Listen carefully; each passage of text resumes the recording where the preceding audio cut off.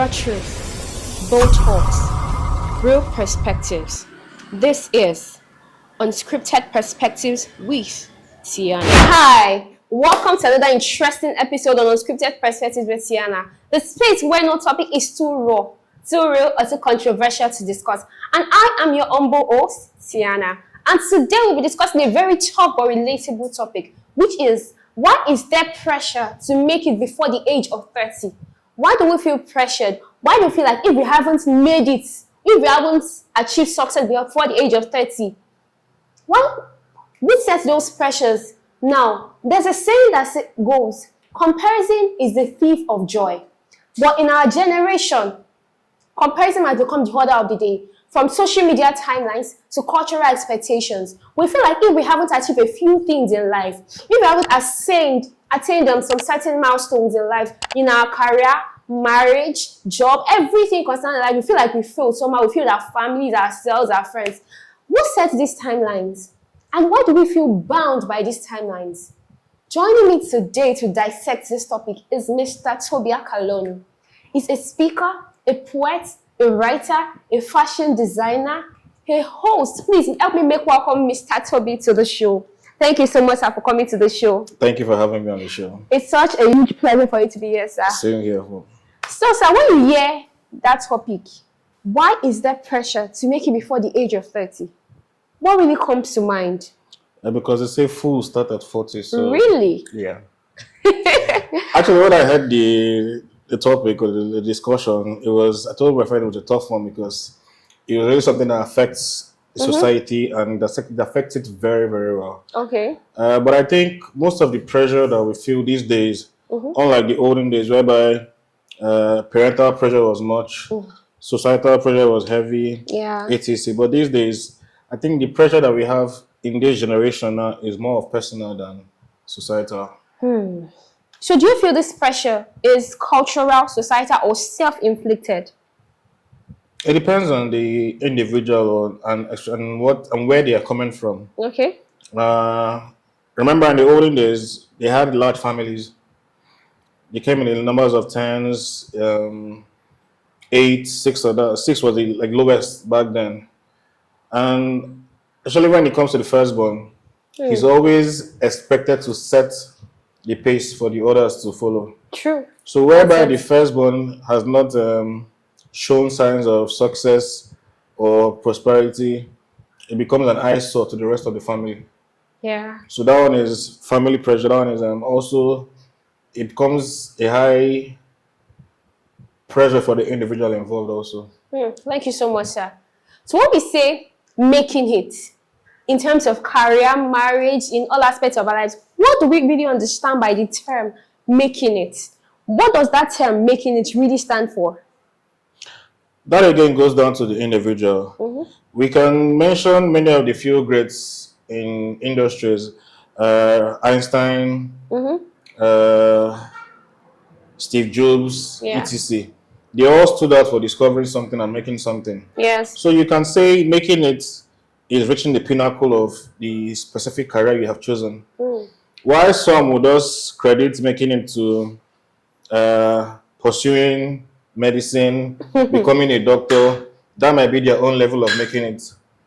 While somebody else would want to reach the pinnacle of that chosen field before they can now label it as their own making it. So it all goes down to the individual involved. That's very much correct, sir. So you mean that success should not have an age limit? There's no age limit for success. Come on. We have young ones that are entering industries, especially in this AI generation now. You have young ones that are using it, young ones that are being exposed to tech and they're breaking it. So there's no age limit when it comes to success. You can discover your passion at a young age or at an old age. It all boils down to making a strategy that works for you and being consistent in it. So there's no age limit for that or age grade for that. Thank you so much. That's very much correct. So do you think these days on social media we see a lot of things, we see a lot of personalities? Like, sometimes I'll just look at social media, I'm like, oh my God, this person is my age mate and see what this person has achieved, this is what this person is doing. You think social media has actually fueled this pressure? Like you said you saw this person on social media and you started asking, this is my mate, they're making it, Can I be like them? It is so that is self-inflicted pressure. Mm. Remember, not everything you see on social media is real. Okay. Most of them are scripted, most of them are created, etc. So when you see the finished product, you think, oh, this is beautiful, this is how I want to be. But the sacrifices that go into achieving that, are you ready to do it? So we see many of us have, that's what social media does. It projects the kind of lifestyle you want to live, but it doesn't show you the sacrifices that are done behind the scene to achieve that lifestyle. Mm. So when you see your mates and you say, oh, I want to be like that, can you put in the sacrifice they made to do that? Mm. That should be the question, not envying the finished product. What if I'm putting in the work, but I'm not getting it the way they are supposed to be, the way they are getting it? Like, I'm putting, these are people I know, or some of them I know them, and we put in the same work.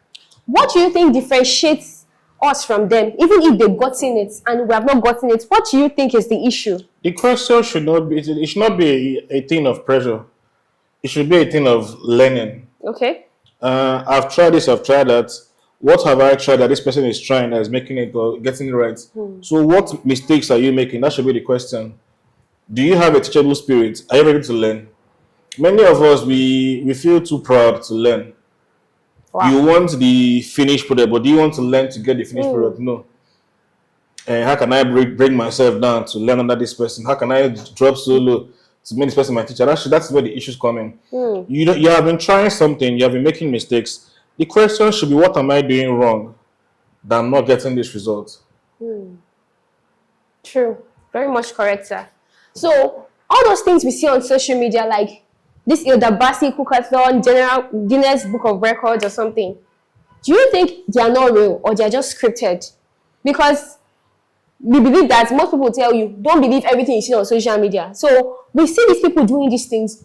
Do we now say we should not believe them because social media is actually a free space for everyone? It's When scripted. you saw the clip for the Ildabasi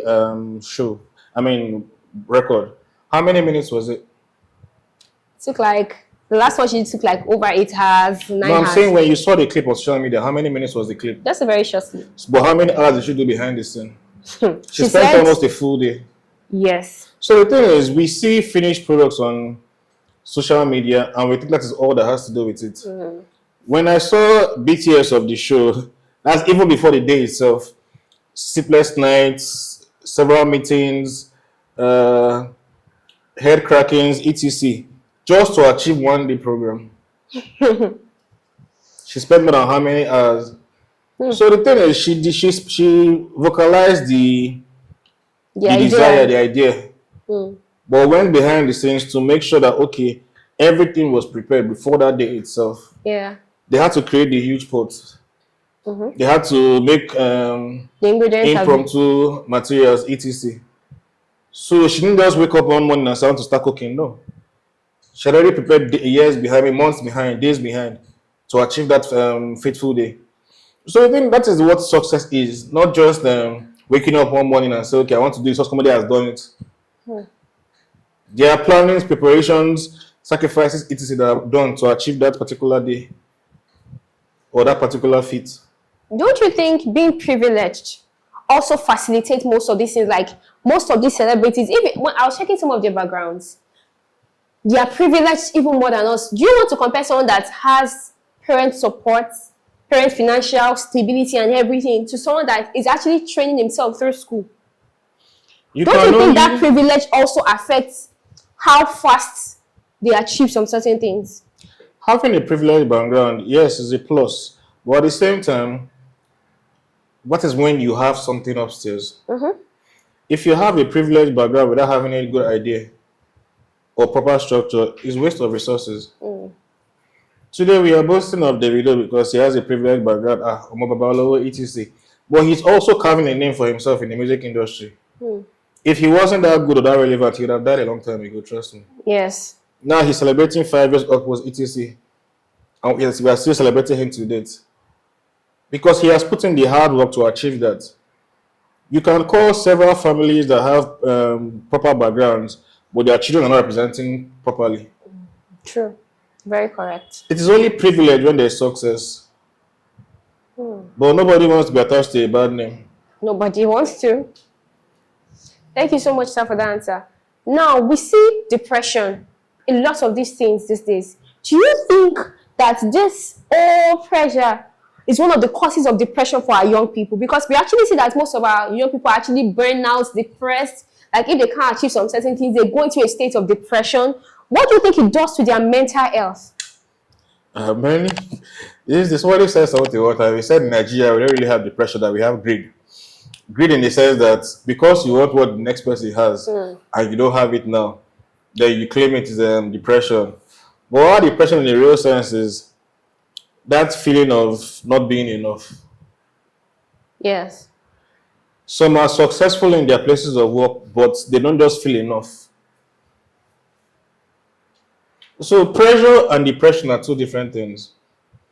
You can be successful yet suffer from depression. How? If you check the list of, if you do a background track list of people that have committed suicide, not all of them were poor. Yes. Some even had beautiful marriages that were looking in the social media very, very beautiful. But when they say it, like I watched one video one time and I saw someone that he just celebrated his birthday with the family, all smiles, all laughter, and everything. And the next day he killed himself. It happens. So it is that feeling of not being enough that leads to depression, not pressure of not having this particular thing at the time. Don't you think because they don't have that thing, they feel less of themselves? In Nigeria, many of them are telling you that are depressed. Give them food, they will smile. Trust me. That's very much true. They will smile the next. It's only okay. For example, I'm going to be using this, but somebody came to my church one time and was threatening to kill himself. Wow. Suicide does not announce it. If you want to kill yourself, you will do it codedly and not this time. But wherever you are announcing it, that means you need help. You are hungry. True. And trust me, immediately they gave him money, he kept quiet. I mean, he kept quiet. He did not kill himself again. Which kill himself? He didn't want to kill himself in the first place. It's like saying you go and buy poison and you're asking for change. How? So in Nigeria, maybe that we cry depression. It's not depression. It's not depression. It's hunger. Give them food; they will be happy. Thank you so much, sir. You're welcome. So in the Christian context, should we say God's timing and societal pressure is the same, or societal timelines? God's timing. When you say God's time is perfect in Christians, we always say that word. So do we say God's timing? Are we confusing God's timing with societal timelines? When you mention God's timing, we should not compare it with societal timing in the first place. Then the realest question we can ask ourselves as Christians is, am I being patient for God's timing, or am I wasting my time?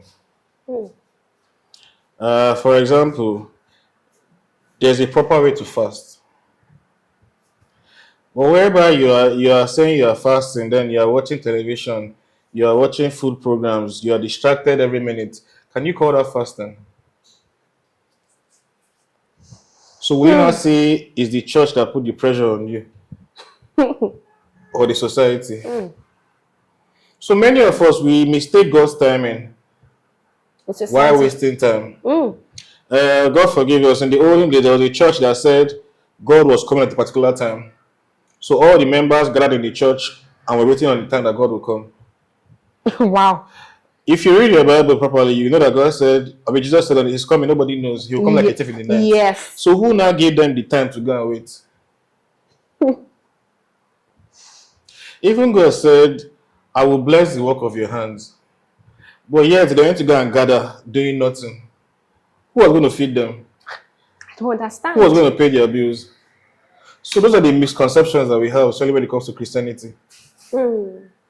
So the question is, are you waiting on God? You're wasting wasting your time? So when you can answer that question clearly, I think that you will get the revelation you're looking for. So how can faith reshape how we view growth and achievement?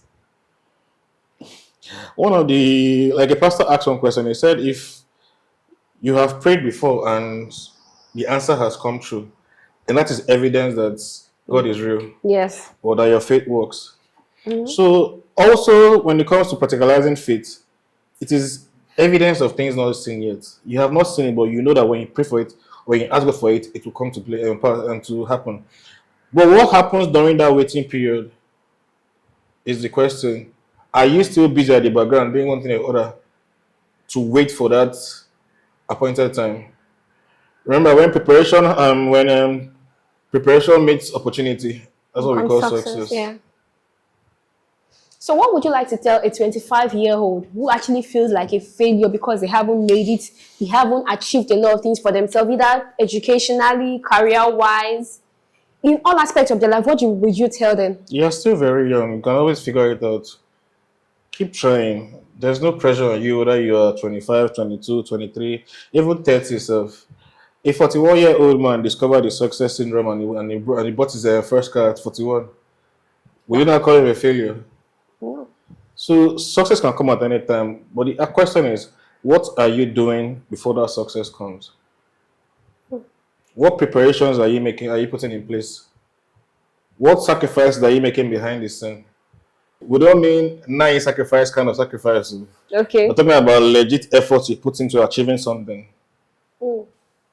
Thank you so much, sir, for the answers you gave to most of these questions. I really wish somebody out there is actually enlightened by all these answers and actually puts it to practice. Comparison should not be the order of the day for you. It should actually fuel you to do more for yourself, to sacrifice on how to achieve the success yourself. Don't feel competitive. Don't feel pressured by society, by family. Don't let anybody pressure you to achieving what you are going to achieve. When you say comparison, in this our age and time, comparison has actually become the order of the day amongst, like, everybody, even amongst children in the same family. Like, if you get to a point, some parents are like, your younger sister is married, you're not married, something like that. Even our parents do they say, why is that comparison? What does it really do? Why? Thank you for that question. I think it all boils down to our parents.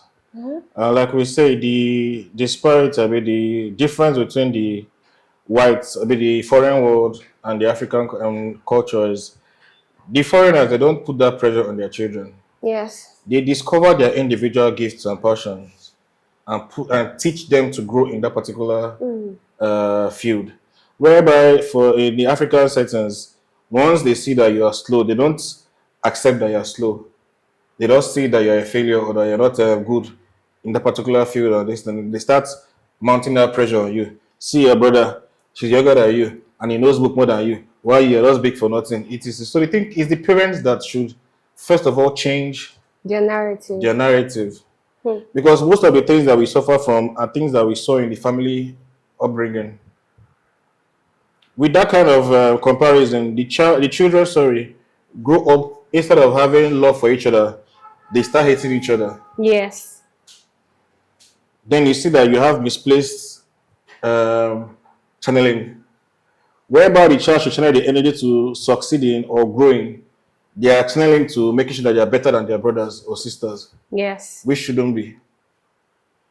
So the parents, first of all, should control or change their narrative so that it doesn't breed hatred in the children. Accept each child for who they are, for what they bring to the table. We are all unique and wonderfully made.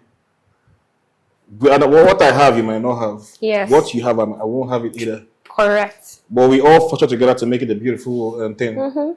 So the parents should learn to build each child uniquely.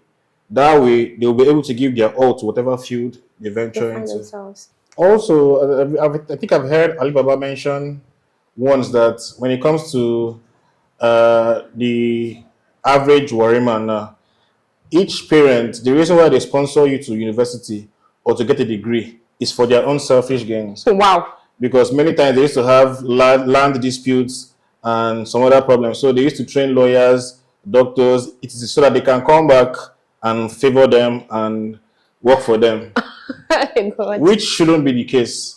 You are training a child up to give them a proper background and upbringing, not for them to come and serve you in return.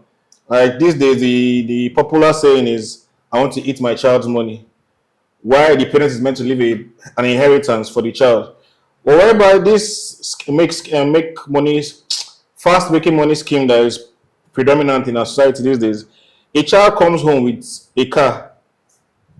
You don't know how he came about it. You didn't even do any background check, no scrutiny. You're already celebrating how my child has made it to. My child is this one and my child is that one. Wow. It's most When common something now. now backfires and the child leaves impromptu, you see the parents fighting for the resources, which shouldn't be the case. The normal situation is whereby the parents should leave an inheritance for the child, not the other way around. But you see, almost the average how I'm home now, when the child brings home something, the parents have lost respect. It now becomes the child that is leading the home Yes. instead of the other way around. So when you have a proper relationship with your child and you train them the right way, then they will be bold enough to come and tell you, this is what I'm facing, this is what I'm facing. I think I'm getting it wrong here, I'm getting it right here. How do I persevere? But whereby you don't know how they're making their money. I've seen several interviews where you see girls of under 25 years telling you they make 1 million in a week. How? Thank you, that's the same question I'm asking too. And instead of the parents to ask questions, they're celebrating them. God. Which So job is paying 1 million naira per week? The next girl is seeing that video and she's putting pressure on herself, saying, I want to be like that girl. How do I go about it? And you see many misleading videos that will push those children into the wrong vices. So I think parents also have a very, very prominent role to play when it comes in upbringing to reduce that pressure on the child or the children. Thank you so much, sir, for that answer. That was indeed thoughtful. Thank you very much, sir. I hope that this show was able to actually talk to somebody out there that success can start at any age of your life. You shouldn't feel pressured to make it before 30. You shouldn't rush and lose everything before you get to 30 because you are in a haste. Let's calm down. The race is swift. The race is steady. Slow and steady wins the race. Just be patient, and I believe that you actually achieve. And this is me signing out as your host. I remain your humble host, Tiana. And to everybody working behind the scenes, I want to say a very big thank you to my viewers and to my crew members and to my lovely guests. Thank you so much, sir. Thank you too. Till we come again next time, I am Tiana. Bye for now. This is Unscripted Perspectives with Tiana.